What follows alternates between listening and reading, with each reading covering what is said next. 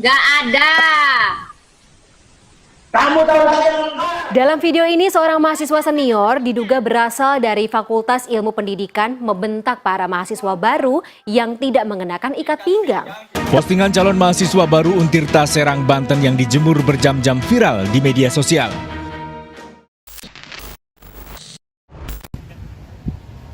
Setiap tahun, ribuan mahasiswa baru memasuki dunia perkuliahan dengan harapan dan mimpi besar.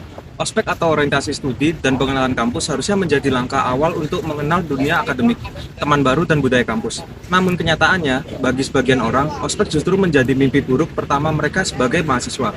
Tradisi yang semestinya membina, malah berubah menjadi ajang balas dendam, kekerasan, bahkan pelanggaran hak asasi manusia.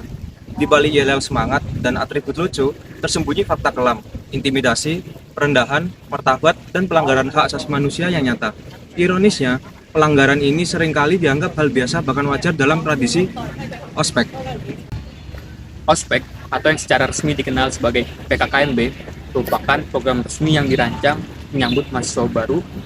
Program ini disusun dan diatur oleh Kementerian Pendidikan, Kebudayaan, Riset dan Teknologi melalui panduan tahunan yang menekankan pentingnya pengenalan lingkungan akademik, pembentukan karakter, serta pencegahan segala bentuk kekerasan, perundungan, dan pelecehan.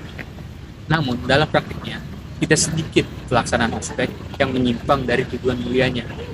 Kekerasan fisik, tekanan verbal, pelecehan, dan tindakan-tindakan merendahkan martabat mahasiswa kerap kali terjadi dengan dalih pembinaan atau tradisi kampus.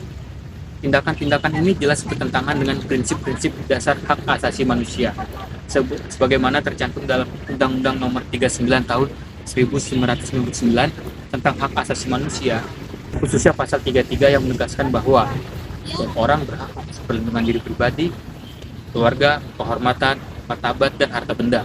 Lebih jauh lagi, pasal 351 KUHP secara tegas mengatur mengenai sanksi terhadap tindakan penganiayaan yang dapat dikenakan kepada siapapun yang melakukan kekerasan, termasuk dalam kegiatan ospek. Dengan demikian, dalih tradisi kampus tidak dapat dijadikan pembenaran atas tindakan intimidatif maupun kekerasan terhadap mahasiswa baru. Apa yang sering disebut sebagai pembinaan bisa jadi merupakan pelanggaran hukum yang merugikan fisik dan psikis korban. Pelanggaran hak asasi manusia dalam kegiatan ospek dapat muncul dalam berbagai bentuk, mulai dari kekerasan fisik seperti pemukulan, push up, berlebihan, hingga tindakan tidak manusiawi lainnya yang sering dibungkus, yang disebut sebagai hukuman ataupun tradisi senioritas. Selain itu, kekerasan verbal tak kalah menyakitkan, mulai dari teriakan, hinaan, hingga ucapan merendahkan tanpa memikirkan psikis dari mahasiswa baru. Selain itu, terdapat pelecehan seksual dan diskriminasi mulai dari agama, gender, dan juga latar belakang yang sampai saat ini masih sering terjadi, tetapi tidak terangkat ke permukaan. Pada 30 Agustus 2019, publik dihebohkan dengan video viral dari sebuah kampus di Ternate, Maluku Utara. Dalam tayangan yang diunggah oleh akun Twitter LOOLXA, dilansir oleh Tribun News, dua mahasiswa baru berjaket alma mater kuning tampak menaiki tangga sambil jongkok dan disoraki oleh kakak tingkat. Mereka menahan sakit sambil tertawa kecil, namun jelas menunjukkan rasa tidak nyaman. Di video lainnya, mahasiswa baru tampak dipaksa minum air dari gelas yang diludahi bergantian oleh teman-temannya. Aksi tersebut memicu kecaman luas, karena tidak hanya menjijikan, tapi juga merendahkan martabat manusia. Warganet menyebut tindakan ini sebagai bentuk perundungan dan pelanggaran HAM yang dibungkus dalam tradisi ospek.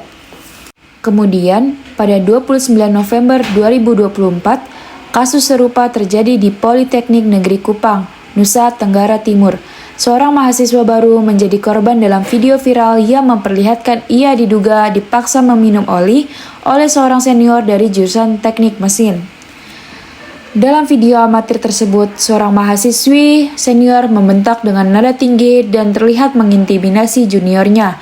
Narasi menyebutkan bahwa sang senior pernah mengalami hal serupa saat ospek, sehingga ia mengulangi tindakan itu kepada juniornya.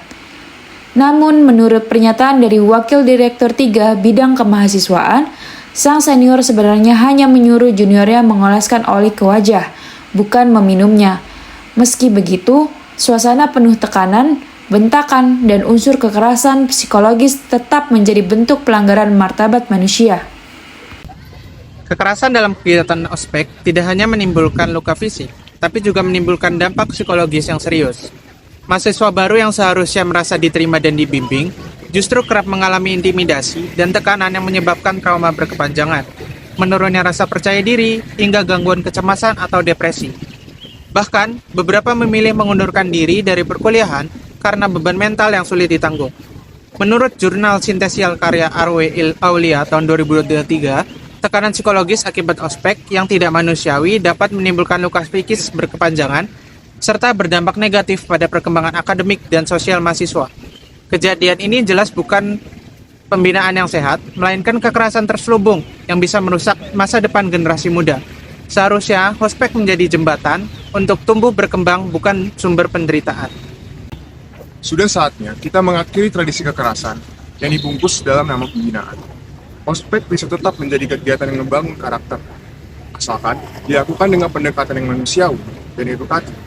Pihak kampus harus berperan aktif dalam mengawasi setiap kegiatan orientasi dan menindak tegas segala bentuk pelanggaran. Ospek perlu dirancang sebagai ruang aman, inklusif, dan penuh semangat kolaboratif, di mana mahasiswa baru merasa dihargai dan didampingi, bukan direndahkan. Mari kita ubah paradigma lama. Ospek yang sehat bukan hanya mungkin, tapi harus menjadi standar. Karena kampus adalah tempat untuk bertumbuh, bukan untuk dilukai.